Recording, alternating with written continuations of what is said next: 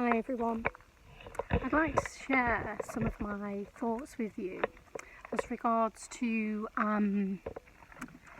living off grid and being more nomadic, travelling in a van, and having one foot in Portugal and 1 foot in the UK as an English resident over in England, and spending a little bit of my time in Portugal on my farm and retreat centre. So firstly, I've spent over, getting on for 2 years here, and this is over an amount of time, and things are very different here. I moved here because my partner is actually Portuguese. I am English. We met in England, and he's a Portuguese national now. As an English citizen, I'm finding it really hard to buy a property. I can't live on land in a vehicle. I can't live on land in a teepee. Technically, you're not really supposed to in Portugal, but that's for another story. But what you can do is have a little bit more of a free life here. I want to discuss the differences today between cultures that here versus in England. It's a very different story. The majority of people here, especially in central Portugal, live on the land. They are self-sustainable small farm holders or small holders, and they provide their own chickens, their own eggs, goats, sheep. They plant their own potato crops. Some of them grow grain. They like to grow amaranth and quinoa, those kind of grains. They have lots of fruit trees, fig trees, massive olive harvests. So everybody's kind of used to that. They're used to harvesting. They're used to living on land. They are, especially the older generation, the younger generation seems to have kind of left the farm life and the kinta life, and they've gone more into the coast, into the cities. I think, if I remember rightly, about 80% of all people live on the coast in Portugal. So that means that the interior of Portugal is kind of deserted, and then a lot of these people are quite getting mature. And the children are either leaving the country, going abroad. I'm not here to talk about the politics though. However really interesting it is. Basically, even working on community and farm projects in the UK and I've lived in a community on a 16-acre farm for 1 year, just after lockdown number 2. I'm doing a lot of groundwork and farm work, a lot of growing my own fruit and vegetables, and looking after animals, and being in places where at least at the minimum there was chickens for eggs, not for meat, on the land, and also a local farmer was on the land rearing his sheep. That was in Derbyshire. It's a lot of people around Derbyshire really wanted a self-sustainable, off-grid lifestyle. Going and buying bits of land, it's really hard.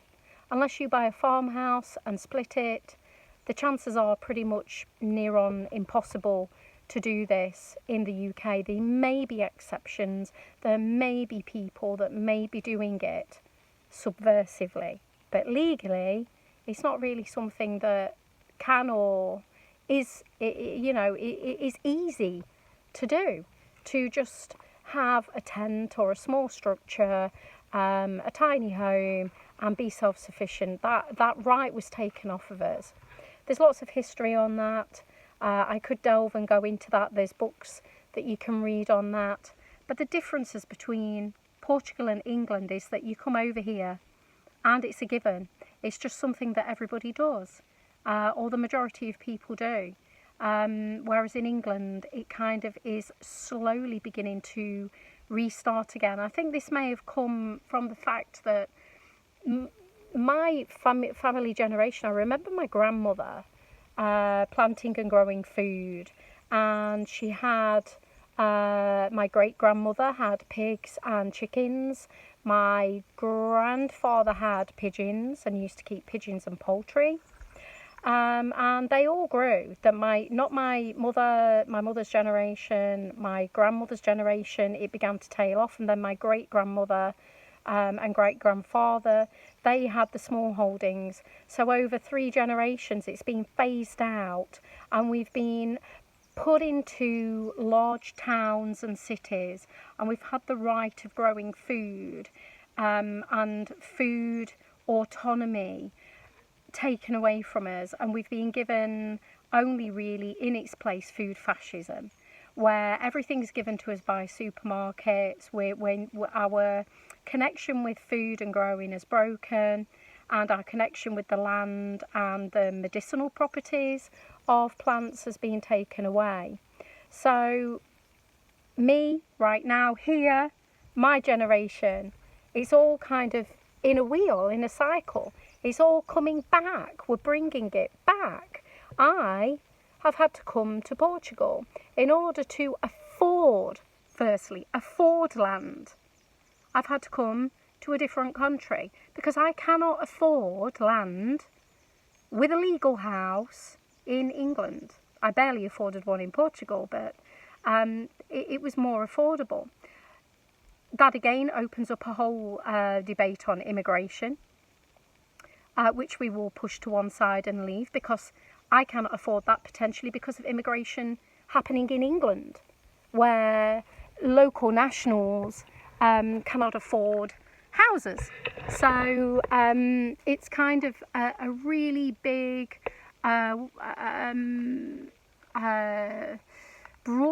it's a situation that's been brought on, and everybody is suffering from this, and everybody is having to move. It's breaking up communities, but in this it's about making new communities. How can we make new communities? How can we become sufficient?